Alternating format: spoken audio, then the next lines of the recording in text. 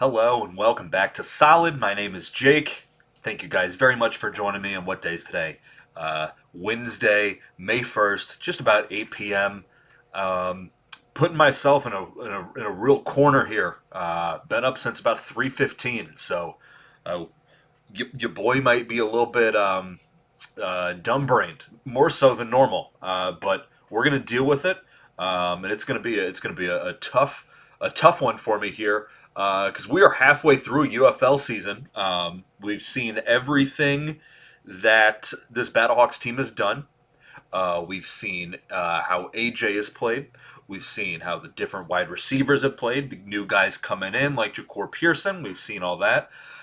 We've seen three different running backs. We've seen this defense. We've seen Andre Schmidt, but we don't know how they match up. Maybe you do. Maybe you do know how they match up against other teams in the UFL. I shouldn't say you don't. I do because I'm not trying to brag. This is not a brag. This is not. I'm not bragging by saying this. Um, I've watched I think I've watched all of these games. Every UFL game. I believe that I've watched them all. I can't think of one that I've missed. Specifically, I've turned some of them off. Specifically, some of the Birmingham Stallions games. But I've seen all these games. You guys have things to do. You can't. We can't just be expecting you guys to see all the games. On the other, I have nothing. I have nothing to do. So that's why I do this. You guys might have kids, I don't, and I have free time on the weekends. That's a brag. That one was a brag. Um, but I have time to watch this kind of stuff, and that's what I do. That's where I'm at. But let's get into it. Let's do a little bit of a kind of a midterm. Like I said, we're 5 weeks through a 10-week UFL season. So we want to kind of see what this Battlehawks team is doing, see how the individual players are doing, and we want to make sure that we can compare those, get a little bit of context for how this team has been playing and some of the numbers that they've put up and everything. If you don't like listening to people read a bunch of numbers, this one might not be for you, but give it a minute, all right? Because I think I might be able to put some context in it to make it so I'm not just like reading off yardages and stuff like that. I think I might be able to do it. Again, if you get part of the way through this and you're like, this is stupid. I don't like listening to some jackass read numbers. I don't blame you. I don't blame you. I don't like doing that either, but this is interesting to me, and I think it might be interesting to you, so I'm going to share it with you. Okay. So as far as the offense, we're going to start with the offense first. As far as the offense goes, some of the key numbers that we're looking at here. Offensively, the total offensive yards that the Battlehawks have scored this entire season, that is 1,493. It's just under 1,500 yards, okay? And that is an average, so they've had 277 plays, so that's averaging 5.4 yards per play. There's an old adage, if you can get 4 yards on every single play, you're going to win a game. So they're averaging 5.4 yards per play. So that's good. That's good. Total rushing yards, 513. That's 104 attempts. So that means that's 4.9 yards per rush attempt. There's an old adage. I don't know if you guys have heard this one. If you can get more than 4 yards per play, you're going to win a football game. Um, you've probably heard that before. And hey, guess what? 4.9 yards. That's over 4 yards. That's good, baby. It's 7 rushing touchdowns. Okay, passing yards. Battlehawks have had a total of 980 passing yards. That is off of 111 completions, off of 162 attempts. So that's a completion percentage of 69%. Very nice. They average 8.8 yards per completion. There's this old adage. I don't know if you guys have heard this before, but if you can get 4 yards per play, you're going to end up winning a game. That's an old adage. Somebody smart said it recently. That is 10 passing touchdowns on all those. Total points wise, this is good. Battlehawks have scored a total of 151 points. Those points come off of 17 touchdowns. Every single one of the touchdowns has been offensively, no defensive touchdowns yet. They've made 12 of 14 field goals, 3 1-point conversions. That's right. 1 point after. 1 point. They've made 3 1-point conversions. They've made 5 2-point conversions. They've not attempted a third down conversion. And I believe, and I'll be able to look at this later on, but I believe no team has converted a third down conversion yet. not a third down conversion, a 3 point conversion. Um, as far as those third down conversions, this is why this is on my head. The Battlehawks are 24 for 60 on third down conversions. That's 40%. Fourth down conversions, they're 6 for 9. You got it. That's 67%, actually, not 69%. That would be really cool if that's how that worked out. Penalty yards. This one's it sounds bad, but it's not as bad as it sounds. They've had 21 penalties for 219 yards. They've had 52 drives, 52 possessions. They've scored on 29 of those drives, so they've scored on 56, over half of their drives. They've scored on. That's 29 50 seconds. That's how you simplify that fraction. It's a bad joke. They've had 7 3-and-outs, so they're having a 3-and-out on 13% of their drives. They've had 3 75-yard drives. Their average starting position is their own 48, which is good. That's good. And I ought to just put this in because this isn't one of the numbers that I'm going to compare to everybody else. They start on their own 48. This Battlehawks offense does is their average starting position. Their opponent's average starting position is the opponent's own 39. So we're talking a 9-yard difference there. That's a pretty substantial difference. This that is a defensive one. That's defensive. That's defensive. Average time of possession. Let's see. Their total time of possession. This is stupid. The way the units for this, 156 minutes and 4 seconds divided by 5. They average 31 minutes and like 20 seconds or something like that, ish. So they're average. I mean, that's pretty normal. Okay, so that's what the team looks like just on their own. If we want to put that in comparison, okay. So like I said, Battlehawks have had their total yards. They've had 1,493 yards. That puts them third in the entire XFL. The weird thing about this, and this is unfortunately a thing for all of these, there's only 8 teams in the league. The Birmingham Stallions are an absolute goddamn wagon on offense. They are a wagon. And it almost makes them an outlier in these statistics. So, okay. Like I said, the Battlehawks have 1,493, call it 1,500 yards. They're in third. The Birmingham Stallions, or the San Antonio Brahmas, are 1,495. So they're only in second place by 2 yards. By 2 yards, they're in second place. The Birmingham Stallions have 1,837 yards. That's a full 300 more yards than the Battlehawks. Those Stallions are real good. It's a huge. That is a crazy amount higher than from second and third place. Last place team, because if I'm going to say the teams that are comparable to the Battlehawks, got to talk about teams that are absolutely not. Last place total yardage. The Memphis Showboats have 1,101 yard.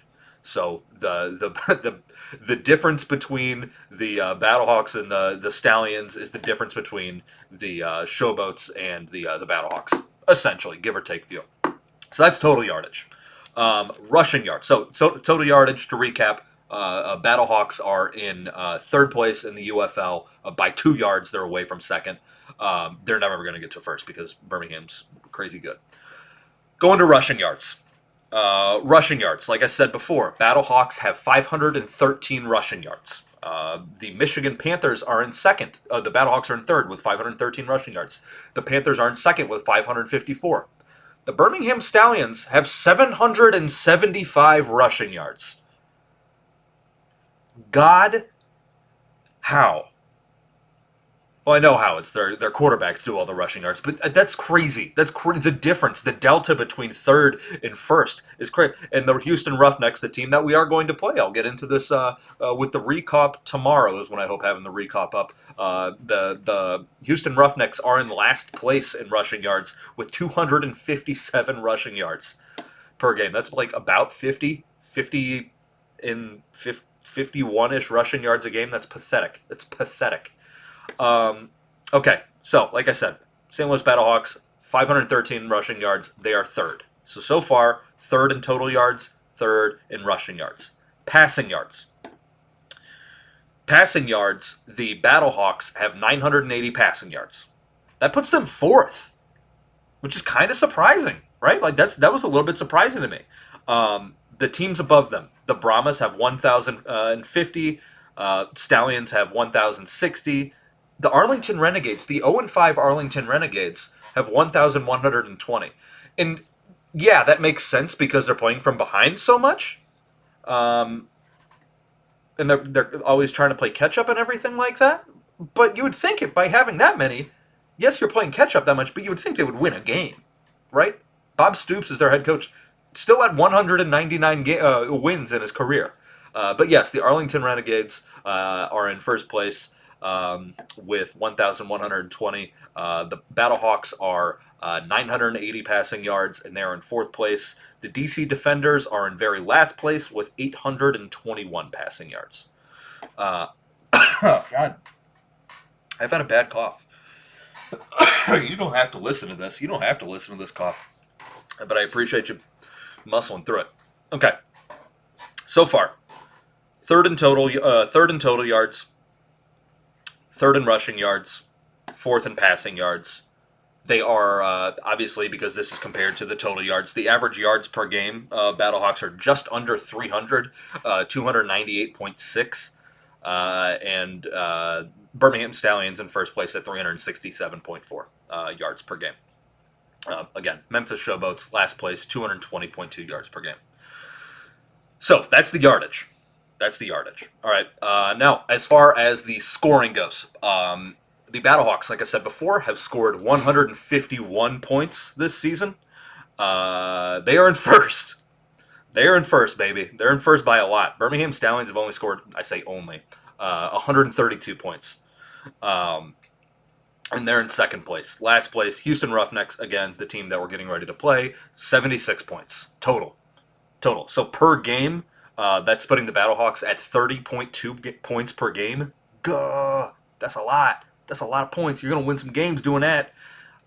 Stallions are at 26.4 points per game. The Houston Roughnecks are at 15.2 points per game in last place. And let's see. That is a defensive one. That is a defensive one. Okay, so let's get into the comparisons for the passing game. Not just the yardage and everything like that, but the number of completions and attempts and stuff like that. Like I said, Battlehawks have thrown the ball 162 times. They are in fourth for attempts. They are not the most pass-heavy offense.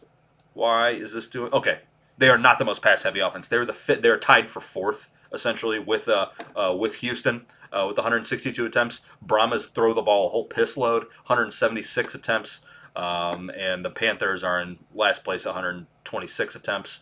But right in the middle of the road, the Battlehawks with their throws, or how many times they're throwing it. Completions, though. Completions. They are right in the middle. They are right in the middle with attempts. Completions. They have 111 completions. That puts them second. So they're tied for fourth. They're right in the middle for attempts. They're second for completions. That's a real good thing. Leading team, number one with completions, is the Brahmas with only 119. So it's only 8 more than the Battlehawks. And in last place, the Birmingham Stallions with 75 completions, because they don't need to throw the ball ever. Completion percentage-wise, Battlehawks are at the top. They have 68.5% completion percentage, whereas the DC Defenders have a 51.4% completion percentage. And everything is kind of spread out relatively close in between all those. There's a big gap between the Panthers and the Stallions. Panthers at 63.5 at fifth place, and in sixth place is Stallions at 57.3. That's not important. What matters is that the Battlehawks have the highest completion percentage. Very good thing. I wonder why they score so many points. Talked about the yardage already. Average per completion. So of the 111 completions, 980 yards.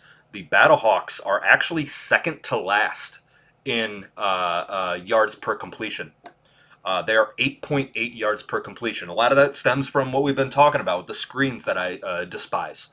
So the Battlehawks, 8.8 yards per completion. The Birmingham Stallions, yes, they only throw the ball 75, or have only had 75 completions, but they average 14.2 yards per completion. disgusting. Honestly, it's a disgusting thing that they do.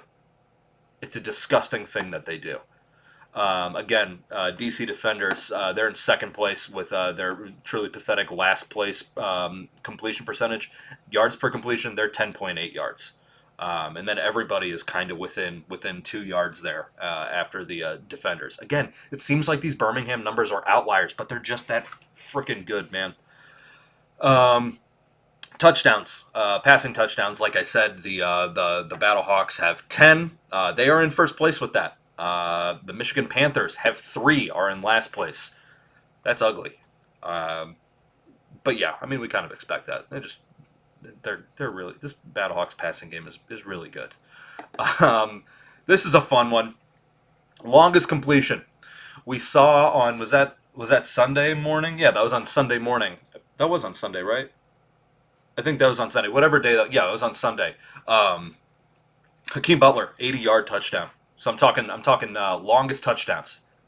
80 yards, longest touchdown of the UFL season for about 2 hours. And then there's that fella on the Showboats who had a 82-yard completion. But it just sucks when something like that happens. That just sucks. I think it was the Javante Kirkland guy had an 82-yard catch. It's just a kick in the. No, that guy's not on that team. I can't remember which guy. We'll figure it out later on. But yeah, Hakeem Butler had the 80-yard catch and run for the longest play in the UFL this season for about 2 hours. For just about 2 hours, he had that until the Showboats overdid him. The Brahmas have a 43 is their long, which is kind of impressive because they also have the second most passing yards, but 43 is just their long. AJ AJ McCarron. AJ McCarron has thrown one interception this entire season. He's in first place for interceptions, baby. That's real good. Jordan Tamu is that he's well doesn't help because he had just an absolute piss game on Sunday. He's in first place. Well, he's tied for in first place with 3 other guys with 5 completions or 5 interceptions. Sorry. But what's important is that AJ McCarron is not making risky throws and stuff like that. Only 1 interception, and he's leading the UFL. He's in last place. I guess Jordan Tamu would be leading in throwing interceptions. AJ McCarron gracefully in last place in interceptions. Very good thing. Um, Sacks. Last year, AJ got sacked just an unholy amount of times. This year, he's at 11 halfway through the season. 11 sacks halfway through the season. That puts him tied for third place in sacks, which, yeah, okay. Not good, not bad. It's kind of in the middle there. Memphis Showboats, their quarterbacks, the Troy Williams and Case Cookus. We've seen what happens to them, and Case Cookus gets absolutely annihilated all the time, to the tune of them both those quarterbacks being sacked 25 times, leading the UFL in sacks. 25 sacks, those guys. The Brahmas with just 5 sacks, being sacked 5 times. We did average passing. Did we do average passing yards per game? Battlehawks have 196 passing yards per game. They are in fourth. Uh, yeah, that makes sense because that goes along with the Renegades having the most passing yards. So that's the passing game. AJ McCarron, I mean, he's in the top 2 or 3. I guess AJ McCarron and the this receiving core to go along with it. In the top 2 or 3 in pretty much every single kind of completion based statistic when it comes to like the intersections where that's I guess that can be on a wide receiver, but it's on the quarterback more often than not. He's nailing it. So this like it kind of just makes sense with what we're seeing. It's a high powered offense, not as high powered as it gets, which is kind of surprising, but pretty damn high powered. Just the weird one is with the Renegades having so many yards and showing absolutely nothing for it. That's one thing they always like to bring up is that Luis Perez, that Arlington quarterback, learned to play quarterback from watching YouTube videos. So believe in yourself is my point, I guess, or don't because they're in last place. Yeah, don't believe in yourself. Yeah, it turns out if you learn quarterback from YouTube videos, your team's just going to lose. That's what I've learned.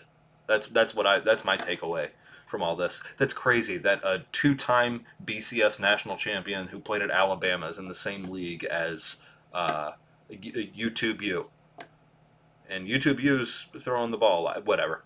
So that's the passing yards. That's passing yards. I would give because Birmingham is so good. I can't give AJ an A plus. I want to. I just can't. Like, yes, he has the highest completion percentage, but the yardage, the screenplays, and that's not his fault. The screenplays are not his fault. But he has like missed some like longer throws and stuff like that where he could get more yardage. I think I gotta I'm gonna give AJ a stern A minus. That's what I'm gonna do. I'm gonna get a little sassy. I'm not gonna give him an A. I'm gonna give him an A minus. Still very good compared to everything, but there's still meat on the bone, meat on the table. There's still food on the table and meat on the bone. Still meat on the table and food on the bone. So passing game, I'm gonna give it an A minus. I'm gonna give it an A minus.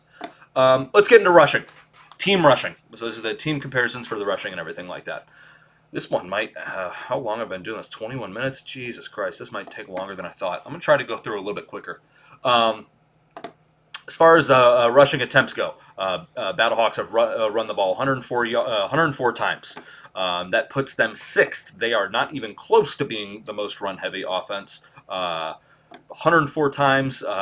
Stallions, of course, they've run the ball 157 times. The Houston Roughnecks have run the ball 83 times. So the Houston Roughnecks, if I have this correct, yeah, they throw the ball a lot more. Yeah, so Roughnecks have run the ball 83 times. They're in last place. Stallions 157 times.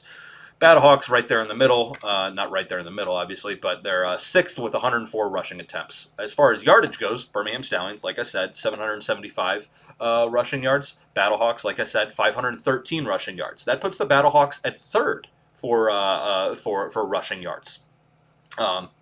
Roughnecks, least attempts, least yards. They've had 257 rushing yards. Average per rush. Average yards per rush. This is what's cool. The amount of times that the Stallions have run the ball on the yardage. The Stallions have run the ball 157 times for 775 yards. The Battlehawks have run the ball 104 times for 513 yards. Both of them average the same yards per carry. 4.9 yards per carry. Both of them. Tied for first. 4.9 yards per carry. And last is the Memphis Showboats at 3.1 yards per carry. So, while they don't do it the most, they're still being just as effective with the ball. There's a really famous kind of saying that if you can get over 4 yards per carry, you're going to win a game. Rushing touchdowns. Battlehawks have 7. They are in third place with 7. Michigan Panthers have 10, which is kind of a shocker that the Stallions don't have that. Stallions have 8 rushing touchdowns. Memphis Showboats have 1. Jesus, that's a pathetic team. Longest rush. We know this. Jacob Sailors has the 57-yard rush. That means that's the longest rush in the UFL. The Battlehawks are at first with the long rush. Arlington Renegades in last with the long rush. They're at 16 yards is their longest. Average yards per game. This falls right in line with the total yardage. But Battlehawks are averaging over 100 rushing yards per game, 102.6 rushing yards per game. Birmingham Stallions averaging 115 or 155.0. So as far as this goes, a grade for the rushing, I want to. I almost want to give rushing a higher grade than passing. I just burped in the microphone. You guys heard it. I'm repulsive. I'm repulsive. I almost want to give the rushing a better score than the passing. I kind of want to, and I think I'm gonna. I think I'm gonna give rushing an A. I think I'm gonna. They just the efficiency that they do it. I think I've gotta. I'm gonna do that. Rushing gets an A. don't really care about what teams are doing on first downs. That's not really entertaining here. As third down conversions, we talked about this before. The Battlehawks have a 40% third down conversion rate. That's not very good. That puts them at fifth. Birmingham Stallions they're going to be at number one with 47.2. The Defenders are at 33.9. Nobody's over 50%. Thank goodness. If the Stallions are over 50% in third down conversion rate, I would do some really bad things. They have room to build on that, I guess. I don't know. It's not good. You don't want to be in the middle. You'd much rather be with how this team does. I mean, but it kind of just makes sense how all these drives like kind of stall out and they end up kicking all these field goals. That is probably one of these things that now that I'm saying this out loud, the 12 made field goals and 14 field goal attempts, that does fall pretty well in line with a 40% third down conversion. Um, yeah, that makes sense, but that all kind of click whenever I start talking about that. Fourth down conversion percentage, Battlehawks are in third. They with the 66.7% fourth down conversion rate. Brahmas in first, and Memphis Showboats are in last with 0%. And not just like they've never tried it; they've tried it 6 times. They've just never done it. So that's neat. Oh, you know what? Sorry, the Birmingham Stallions are in first because they've converted every fourth down. They've only had 2 fourth downs that they've. That's stupid that they've done that. Um, Another interesting thing here is every team that has tried the alternate kickoff, the 4th and 12 play, every single time a team has tried it, they've done it successfully. So just keep that in mind. Um, Offensively, let's look at penalties. Battlehawks, like I said, 21 penalties on offense for 219 yards. That is 4.2 penalties per game. They are in last place with that, or first place. They have the fewest penalties in the entire league on offense. The Houston Roughnecks 35. They're averaging 7 penalties per game. Yuck. We talked about scoring. Uh, PATs. I don't really care. Well, yeah, this is confusing. I'm not going to worry about that. Okay, let's move on to defense. Or no, let's move on to individual players. Should I worry about individual players? I'll just say what the Battlehawk players rank. Um, AJ McCarron is the second, like I've said, second leading passer. We've talked enough about AJ. Jake Sailors, and I have a condition here is that I have it filtered, so it's only talking about people who've carried the ball more than 20 times. Um, Jake Sailors has the third most rushing yards, and he's only played 4 games. Um, he is averaging, I guess you could say, the third most yards per carry. Number 3 is actually Mateo Durant with 6.1, but he's going to be out for the rest of the season presumably. So yeah, Jacob Saylor's the only the only. He's actually the leading running back for yards per carry because the people above them, Adrian Martinez is a quarterback, EJ Perry, he's also out. So maybe Jake Sailors is the second highest yards per carry. Uh, and talking about these Birmingham Stallions, their quarterback, Adrian Martinez, he's carried the ball 26 times. He's averaging 11.6 yards per carry, which is disgusting. Guy's 302 rushing yards. Disgusting, that guy. So that's the rushing. Receiving, Hakeem Butler is third in catches. He is first in yards. And Daywood Davis is the showboat that had the 82-yard catch. Hakeem Butler also leading in yards per game. So Hakeem Butler, I would argue top top top receiver in the XF or in the UFL easily. I mean, yeah, he doesn't have the most catches, but there's a lot of weapons to throw to. Um, yeah, good on there. Okay, now let's go into the defense. As far as the defense, the team stats go for the defense.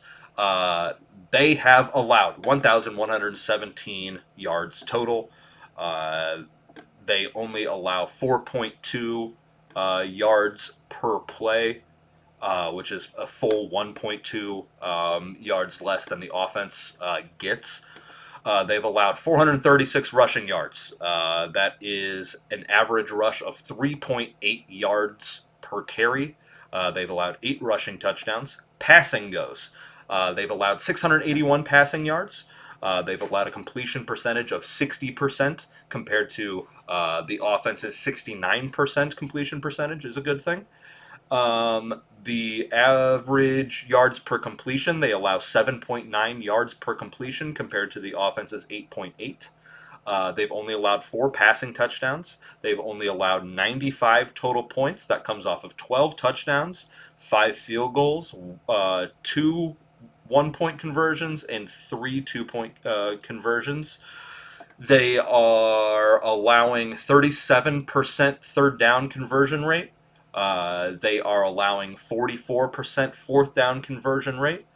On defense, they have had 22 penalties for 170 yards. They are only allowing a touchdown on 33% of drives. They've had 12 three and outs. That's 24% of the drives are three and outs. Hell yeah, good with that. Like I said, the defense or the defense's starting position is their own 39-yard line. You get what I mean by that. They forced 4 turnovers, 1 interception, 3 fumble recoveries. Um, yeah, so that's good. Um, no, no, no, no, no. That's wrong. That's wrong. Ignore that turnover thing. Ignore that. I talked about our turnovers. That's 7 turnovers, 6 interceptions, 1 fumble recovery. That was one thing that I didn't mention. This offense has only scored 6 points off of turnovers, which is not good. They do have a +3 turnover margin though, so that's good. The defense has had 10 sacks, 23 tackles for a loss. So that's the total kind of thing that we got going on there. Now, defense. This should be a little bit quicker than the offense. Total yardage. The 1,117 total yards. That is the fewest total yards in the entire XFL. That's awesome. That is awesome. The DC defenders are allowing 1,612 yards. The defense has held the the offenses to 500 less yards than the defenders. That's a crazy thing. In second place is the Stallions defense, allowing just 1,200 yards on the dot. Actually, rushing yards goes. The Battlehawks have allowed 436 rushing yards. That puts them in third for that. In first is the Birmingham Stallions, whose defense is a goddamn shit wagon. They've only allowed 253 rushing yards. The Arlington Renegades allow 629 rushing yards. They're in last place. So Battlehawks, third place there. Passing yards. Like I said, Battlehawks allowing 681 passing yards. That's the fewest. That's the fewest by a pretty good clip. Battlehawks, fewest was 681. The team closest to them, the Houston Roughnecks, allow 903 passing yards. So that's like, what's that? 200, 200 and some more? 200 and a little bit more? Yeesh.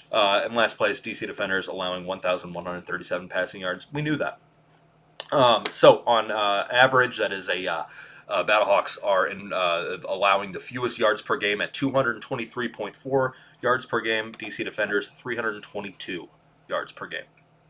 As far as holding other teams from getting points, Battlehawks have allowed 95 points. That puts them in fourth. DC Defenders have allowed 138 points. That puts them in last. The Birmingham Stallions have only allowed 68 points. Wonder why they're so goddamn good.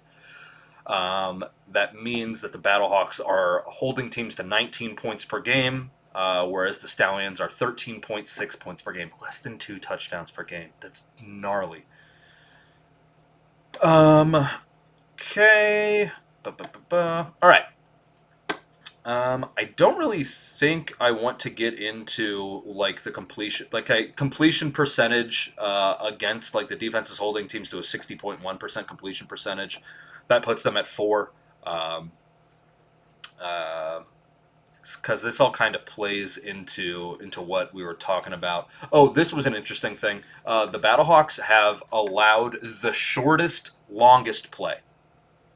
The longest play against the Battlehawks defense is 43 yards, and that's the shortest play that's the shortest, longest play a defense has held a team to. This is getting long and drawn out, and I understand. I'm just reading a bunch of numbers. My brain hurts too. Again, I've been up since 3:15. I'm almost done. Interceptions. Battlehawks lead it with 6 interceptions. That's very good.